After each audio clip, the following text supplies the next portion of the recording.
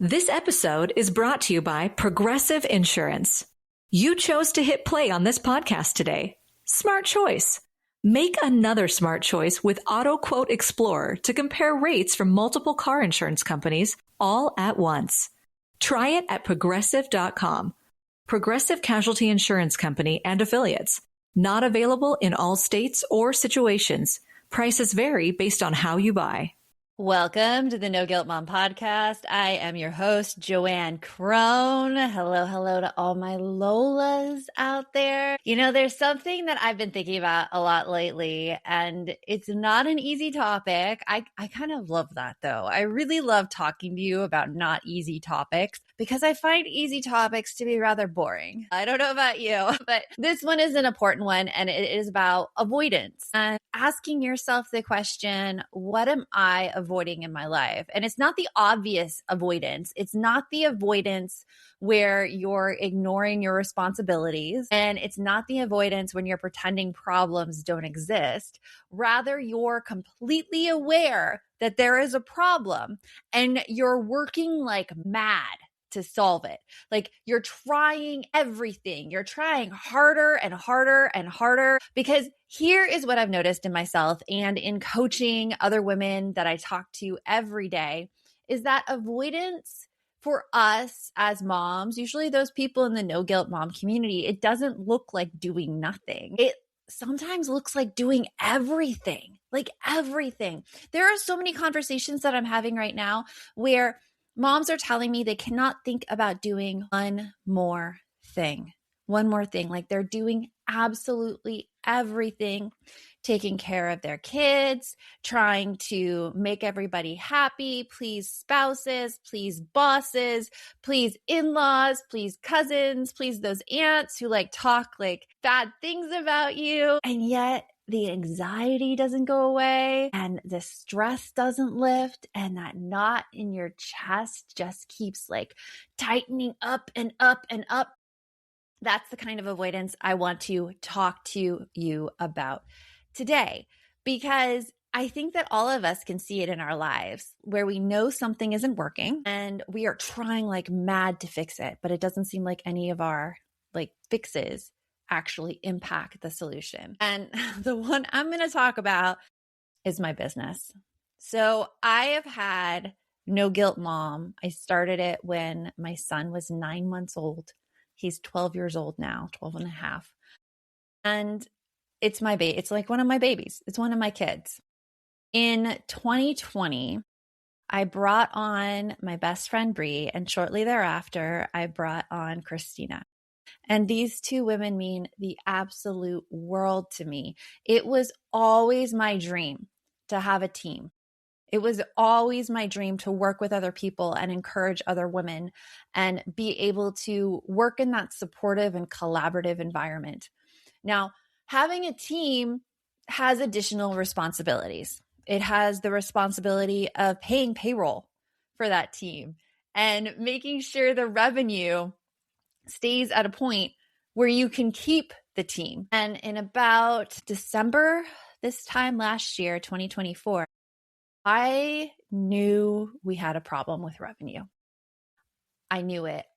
It wasn't as easy to make some sales as it always had been prior to that. And I could feel it. I could feel the crunch. We did our Mind Body Unicorn Challenge in January of this year, which is usually a great challenge for us. Not as many women signed up for it. And it was then I'm like, okay, like, is this an issue? And I didn't bury my head in the sand. I didn't ignore it. I didn't pretend everything was fine. I was completely and totally aware of the situation. And I fought like mad. My first way that I fought back is I thought maybe if I am not doing advertising correctly, I can hire an ad agency to help me out. So that's what I did. I remember in February, I had the meeting with the ad agency when we were all as a team together at the Funnel Hacking Live event, learning about like online marketing, learning about all these things. And I remember thinking to myself at this moment, like, if this doesn't work, I don't know what I'm going to do after that. Like I needed these ads to work. The ad agency was a lot of money, but they were also so enjoyable to work with. I loved the whole collaborating with other women, and they were smart and they got me and they got No Guilt Mom, and they came up with these creative ways to promote us and these beautiful images that if you've been following No Guilt Mom this past year, you've seen their beautiful images. They were eye-catching and amazing, and all of those things that you as a business owner, you're like, this is great. This should definitely bring in the sales. And it didn't. And we kept trying month after month after month, and we were losing money. So much money. Those ads, we spent twice as much on ads as those ads brought in. And adding to that, the cost of keeping this ad agency, it wasn't a profitable thing that was going on. And all the while, my anxiety was just building because it wasn't so much about the business. It was about keeping my team. It was about being able to secure their jobs. Like I wanted to save them. I wanted to save us, like as a team. And I kept going and I kept pushing and I kept hoping that maybe next month it'll be better. Maybe next month it'll be better. And then next month wasn't better. And next month was worse. And we tried everything going from product to product, everything with these ads. That coming in like August, I made the decision that I'm like, you know what? I'm spending so much money. I can't do this anymore. And I let go of our ad agency, even though they were the most spectacular people in the entire world. And I started working with a coach who, like, guys, if you want a good coach, I have a really great recommendation for you. Like, if you want a good business coach, oh my gosh, email me or reach out to me on Instagram, because my coach I'm working with now, he is phenomenal.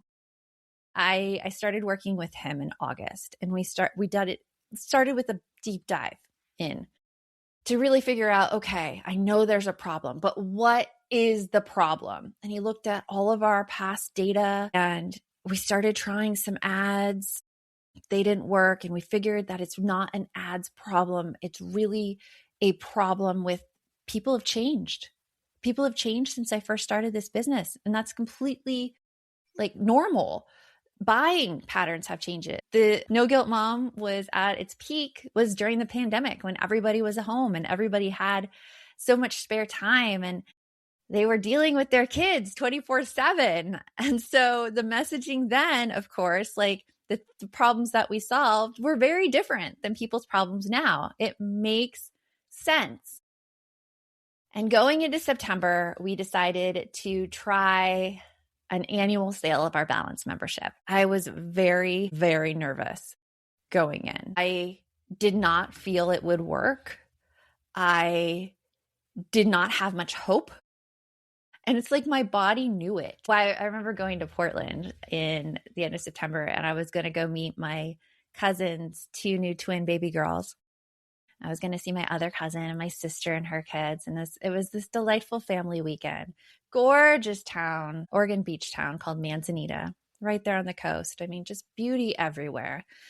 And I could not shake my anxiety because I knew that this Balance launch that we were doing, and a launch, for those of you not familiar with the term, is when we promote a specific product for a period of time and hope people buy. I just felt it wasn't going to go.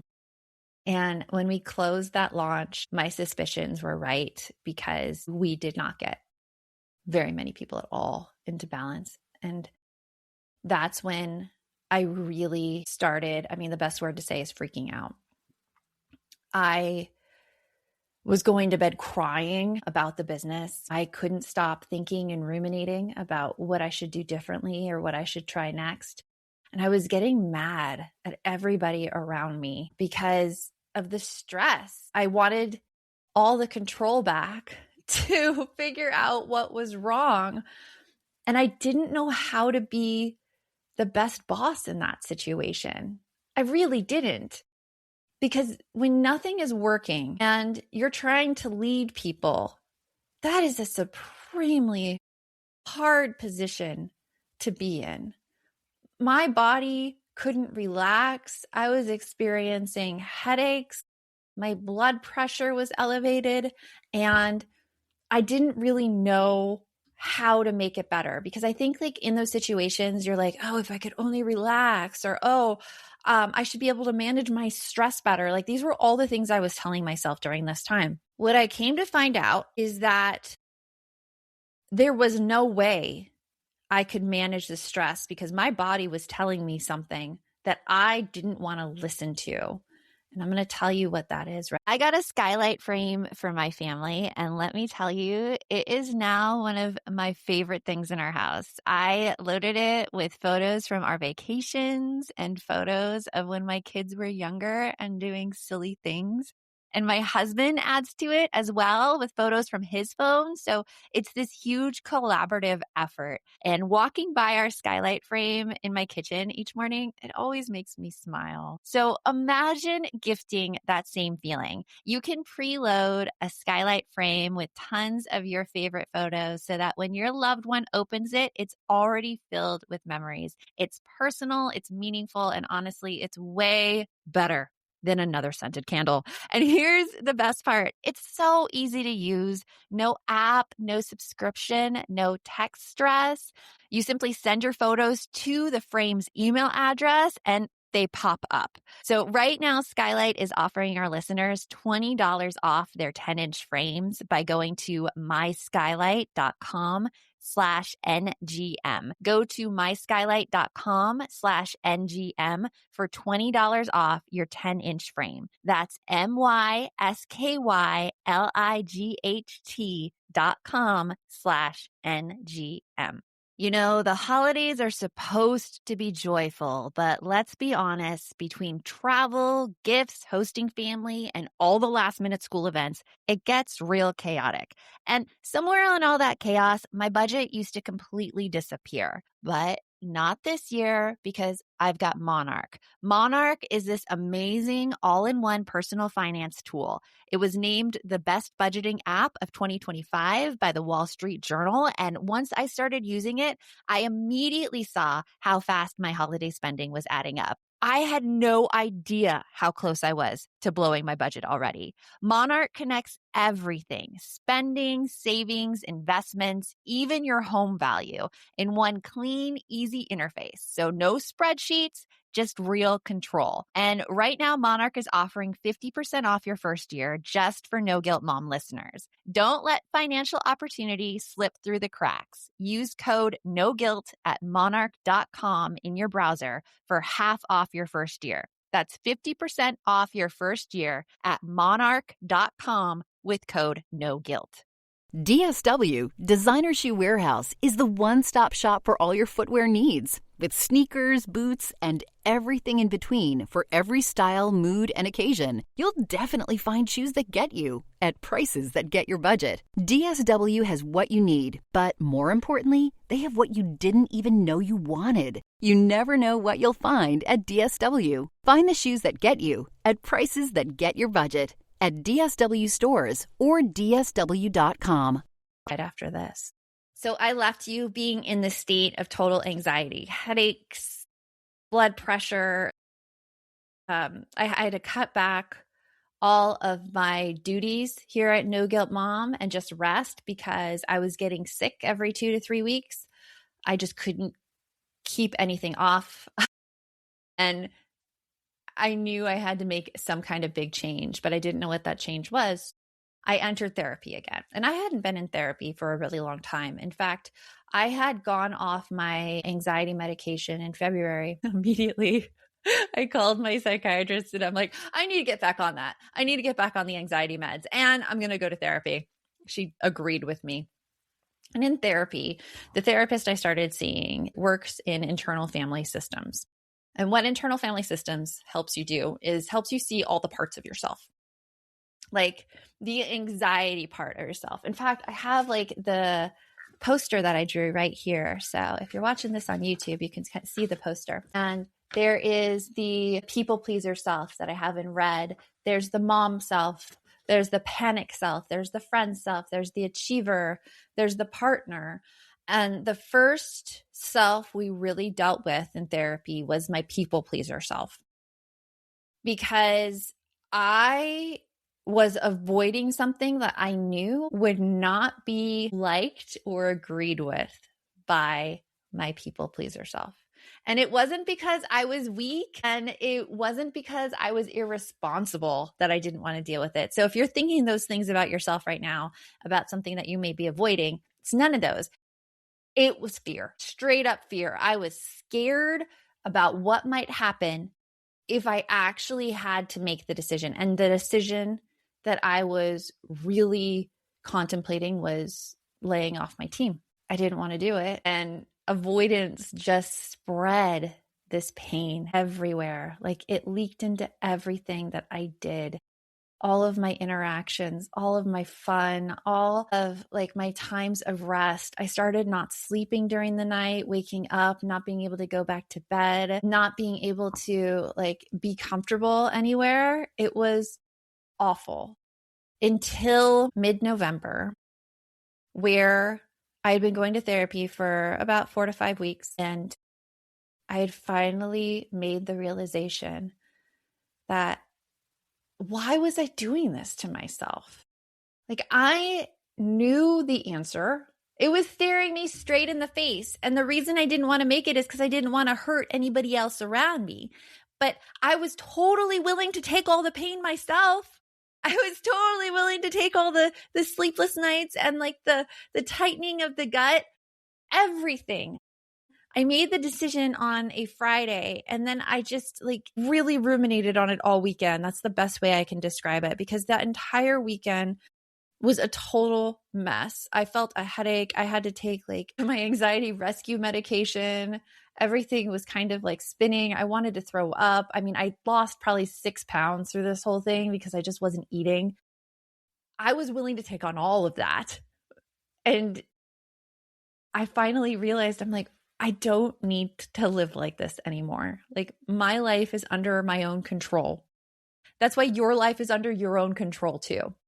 That's one of the things that we do in balance in phase 2. We start looking at our feelings and we start noticing when we're stressed. And I had just thrown all of that education out the window for myself. I was like, well, that applies to other people, but it doesn't apply to me, when you know, it definitely applied to me at that time. And Monday morning, I had to just rip off the Band-Aid and let it go.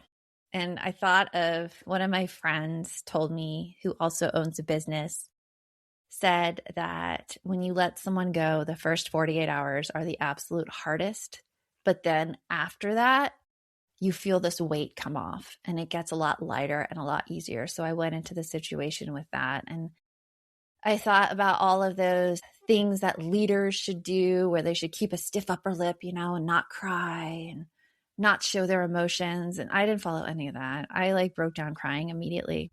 And I don't think it was the right thing to do. I couldn't help it. Like it wasn't in my control. I just watched the Taylor Swift docuseries that's on, the first 2 episodes. And in it, she discusses how, like, don't worry, when I meet those people, I'm going to be all smiley, because you don't want them to have to worry about you, instead of like concentrating on their own pain. And that's like one of the regrets that I have, is that because I broke down crying, I feel like I put the attention on me instead of putting the attention on my team. And I'm not proud of that. And I also don't know how to help it.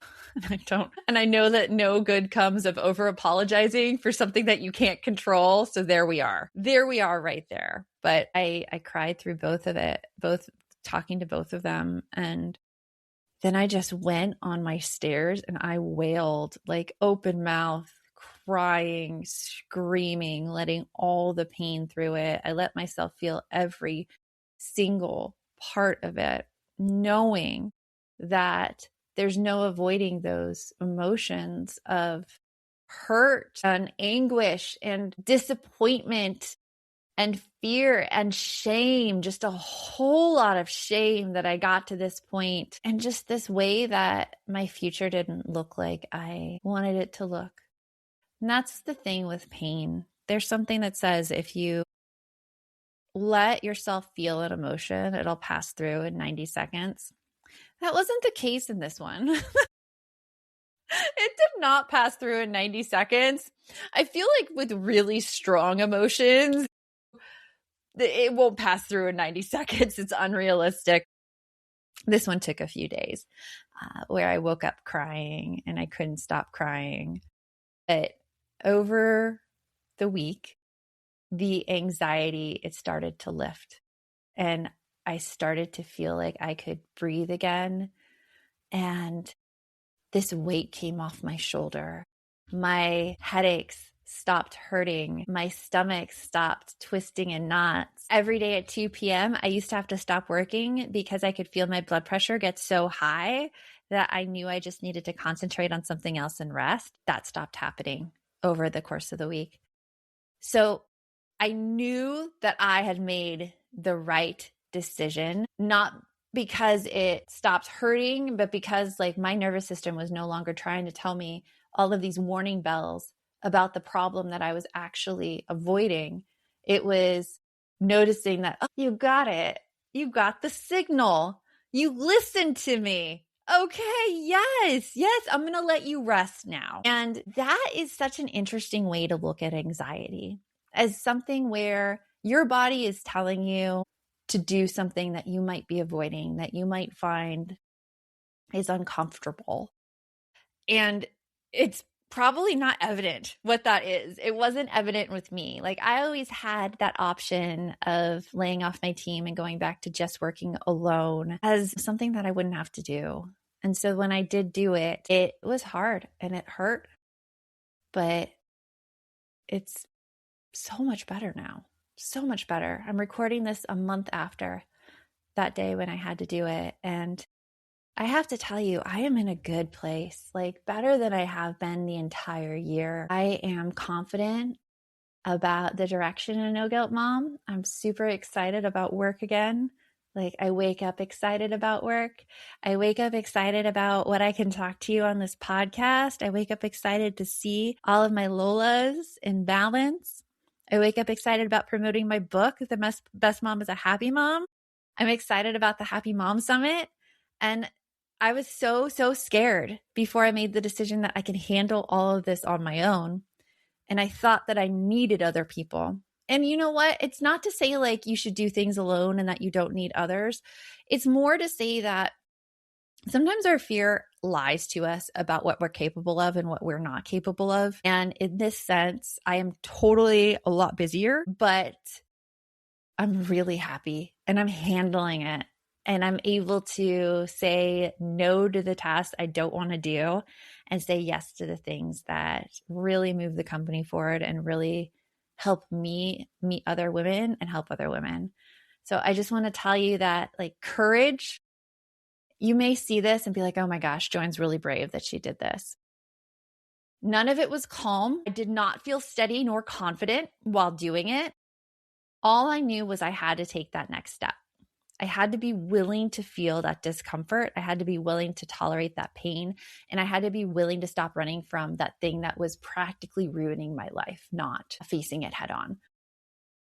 When you avoid something, it keeps you trapped in a constant state of just bracing, of like, okay, what's going to come next? And when you face the truth of what's bothering you, even if it's a really, really painful truth, it gives you permission to exhale. It gives you that permission to breathe. And I say that at like such a high point. So right after this, we're going to discuss some situations right now that maybe you're avoiding. We're going to talk about what. When the holidays start to feel a bit repetitive, reach for a Sprite Winter Spiced Cranberry and put your twist on tradition. A bold cranberry and winter spice flavor fusion, Sprite Winter Spiced Cranberry is a refreshing way to shake things up this sipping season. And only for a limited time. Sprite, obey your thirst. In Walmart Sue Newville, time was ticking away. Only a few nights left till the big holiday. But last-minute gifters had no need to worry. Walmart Express Delivery got their gifts in a hurry. From Nintendo to Nespresso and Lego flowers, they could check off their lists in as fast as an hour. All of Who Newville, East, West, South, and North could order gifts up until 5 p.m. on December 24th. So this holiday, just do as the Who's do. With gift delivery this fast, they all gasped. From Walmart, who knew? Subject to availability, terms and fees apply. This episode is brought to you by LinkedIn. Psst, healthcare pros, word's out, and it's too good to keep quiet. Look, LinkedIn is revolutionizing job hunting, making it possible to search by specialty, shift preference, and salary. Endless scrolling is out. Whether it's a mental health therapist or dental hygienist, finding the perfect role is faster and easier than ever. Head to linkedin.com/healthcare and start your search today. What's behind them? So now, after hearing this story, I want to ask you something really gently. Are you avoiding something right now? Is there something in your life that you are trying not to think about, not to encounter? You may not even realize that it's an issue for you. You may think it's just the way life is. This is something that I work with women in coaching all the time. We try to figure out what are the underlying feelings about something. And one of the things I love doing as a coach is I watch people's body language when they're talking to me, and I notice little shifts in their body language. I notice, for instance, if someone appears very confident and open, and then all of a sudden they like switch to maybe like they're touching their face a lot, or they're looking down a lot, or they're playing with their hair. I know that there's something there. I don't know what it is, but I know that there's something there. And so I start asking questions about it. I'll start noticing. I'll be like, okay, hey, can I just make an observation? I noticed that you went from, smiling really big to then touching your face. What does that mean?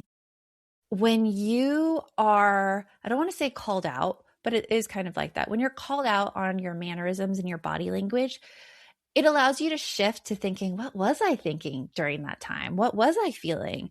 And maybe, for instance, you're feeling feelings of fear, or feelings of incompetence, or feelings of uncertainty or insecurity. And those are all really, really good things to tap into. For instance, let's talk about money. I can tell you from my own experience, I am not very confident when it comes to money. In fact, it really, really scares me all the time. I avoid budgets because of the fear I have around money. I always think that I am doing it wrong when it comes to money. My husband, he is great with managing that stuff, as I see from the outside. I shouldn't think great though, because I feel like if you say one person's great, it kind of gives you an excuse not to do it yourself, which I am more than willing to say applies to me in this situation. And so when you're able to look to see, okay, what are my feelings about this? Do I feel insecure about money? Do I want to know exactly where every single penny is going in our house?